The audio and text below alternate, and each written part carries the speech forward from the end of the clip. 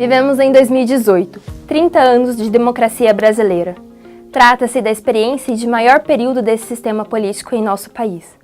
No restante de nossa história, outros regimes de governo foram experimentados, e em termos de comparação com outros países, ainda somos iniciantes neste modelo. Quando se fala no modelo democrático como forma de governo, é comum atribuir a esse sistema a conquista do direito de escolhermos e sermos escolhidos como representante do povo para exercer o poder político, através de um processo eleitoral que garanta tempos de mandato bem definidos e legislação com garantia do bom funcionamento do regime democrático. Através de um olhar mais crítico sobre os acontecimentos políticos dos últimos anos e no aspecto do indivíduo, verifica-se uma tendência no país, onde muitas pessoas pedem a volta do autoritarismo, como experimentado no regime militar, que vigorou no país entre os anos de 64 a 85, abrindo espaços para posições políticas e ideológicas que reforçam preconceitos e atitudes de intolerância, onde a forma de resolver conflitos é por meio de posturas autoritárias e violentas.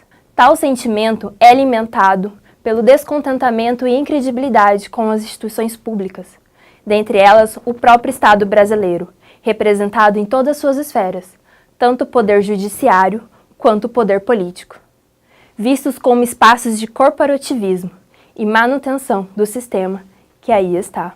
Esse sentimento é alimentado muitas vezes pela mídia, que reforça uma visão negativa dessas instituições e da própria política. Como consequência desse processo, observa-se no Brasil e no mundo todo um amplo sentimento de desvalorização dos governos, inclusive daqueles constituídos na legitimidade democrática, questionando também o próprio processo eleitoral utilizado para essas escolhas e o modelo do regime político adotado mundo afora. Um dado preocupante é a constatação da criminalização dos movimentos sociais e de ativistas. O clima político é cada vez mais determinado por um conservadorismo religioso que desrespeita direitos, elevando as tensões e as diferenças sociais.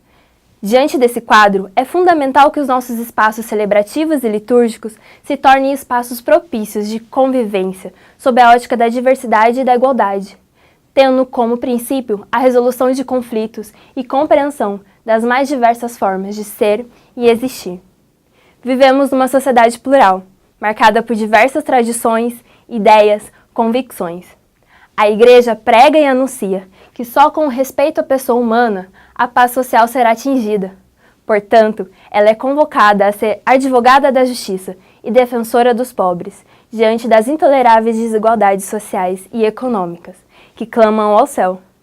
Para cumprir essa missão, a Igreja necessita interagir com a política. A Igreja compreende que o regime democrático pode ser o meio lícito de construir o bem comum ao recomendar a participação de todos. Ela rejeita os regimes totalitários ou ditatoriais e reconhece a necessária diversidade dos partidos políticos. Vamos juntos assistir um vídeo e refletirmos mais sobre isso.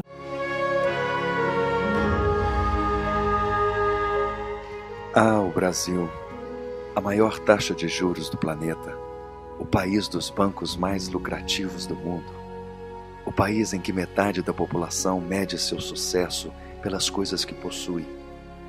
Nossa educação figura entre os 35 piores nos rankings globais.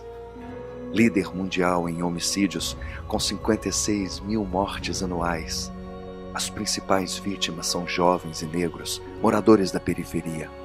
Altas taxas de violência contra mulheres, o país que esconde o desmatamento e as centenas de barragens com rejeito de minério. O Brasil, a terra onde o eleitor é culpado pelos políticos ruins. Os políticos ruins culpam uns aos outros.